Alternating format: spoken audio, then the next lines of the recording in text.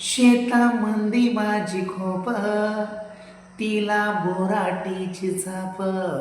नमस्कार. मी आज आपणासमोर मराठी कविता, तिचं नाव आहे माझा शेतकरी बाप. आपणा सर्वांना ज्ञात आहे की शेतकरी अवघ्या जगाचा पोशिंदा आहे. शेतकरी सुखी तर तुम्ही आम्ही सुखी. शेतकरी जगला तर शेतकरी संपूर्ण जगाला जगवतोय, संपूर्ण जगाला वाचवतोय. कारण शेतकरी जेव्हा शेतामध्ये रात्रंदिवस कष्ट करून घाम गाळून शेत पिकवतोय, तेव्हा तुम्हा आम्हाला 2 वेळेचं अन्न खायला मिळत आहे. पण एक गोष्ट लक्षात ठेवा, जर तो शेतकरीच नाही जगला तर खऱ्या अर्थाने लक्षात घ्या, तुम्ही आम्ही काय खाणार हा सर्वात मोठा यक्ष प्रश्न आहे. म्हणून भारत सरकारने आणि तुम्ही आम्ही सर्वांनी शेतकऱ्यांचा विचार केला पाहिजे, शेतकऱ्यांच्या पाठीशी उभा राहिलं पाहिजे आणि शेतकऱ्यांना न्याय देण्यासाठी सर्वच लोकांनी खरोखरच त्यांना न्याय दिला पाहिजे. कारण तो सुखी तर तुम्ही आम्ही सुखी. जर तोच सुखी नसेल तर तुम्ही आम्ही सुखी असूच शकणार नाही. तुम्ही आम्ही आता सांगितलं मी आपण काय खाणार. म्हणून शेतकऱ्याला मान सन्मान दिला पाहिजे, शेतकऱ्याला समाधानी ठेवलं पाहिजे.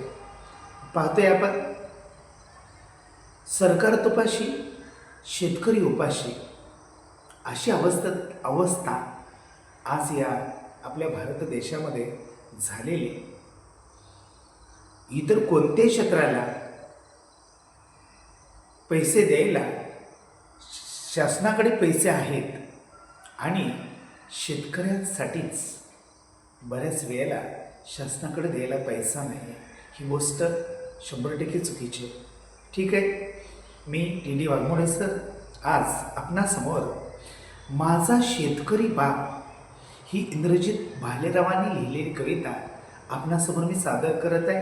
कृपया सर्वांनी मनापासून ऐका. शेतामंदी माझी खोप, तिला बोराटीची झाप. ती तर राबतो कष्ट तो माझा शेतकरी बाप. लेतो अंगावर चिंध्या, खातो मिरची भाकर. काडी उसाची पाचट, जगा मिळाया साखर. काटा त्याच्याच कापाई, त्यानं काय केलं पाप. माझा बाप शेतकरी, उभ्या जगाचा पोशिंदा. माझा बाप शेतकरी, उभ्या जगाचा पोशिंदा. त्याच्या भाळी लिहिलेला रात्रंदिवस कामधंदा. कष्ट सारे त्याच्या हाती, दुसऱ्याच्या हाती माप. शेतामंदी माझी खोप, तिला बोराटीची चाप. बाप फोडतो लाकड, माय पेटवी ते चुला.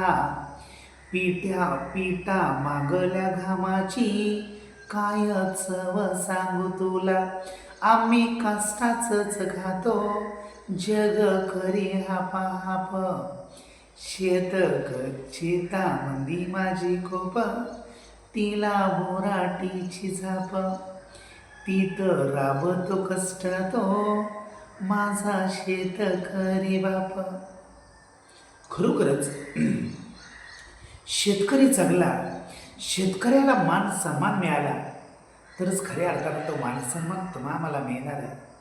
म्हणून माझी सर्वांना विनंती आहे, कृपया आपण आपल्या शेतकऱ्यांना न्याय देऊया आणि शेतकऱ्याला न्याय देऊन जो जगाचा पोशिंदा आहे त्याला 100% न्याय देऊया आणि न्याय देऊन त्यानं अधिकाधिक शेती पिकवून तुम्हा आम्हाला जगवण्यासाठी त्यानं कार्यतत्पर राहावं असं आपण आपल्या वतीने त्यांना विनंती करूया.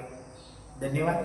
हा व्हिडिओ आवडला असेल कृपया जास्तीत जास्त शेअर करा, सबस्क्राईब करा आणि बेल आयकॉनवर क्लिक करून कृपया पुन्हा आपणासमोर मी कविता सादर करण्यासाठी किंवा चॅप्टर पोएम्स आपणासमोर समजून सांगण्यासाठी कृपया पुन्हा पुन्हा आपल्यासमोर येण्यासाठी सबस्क्राईब करा.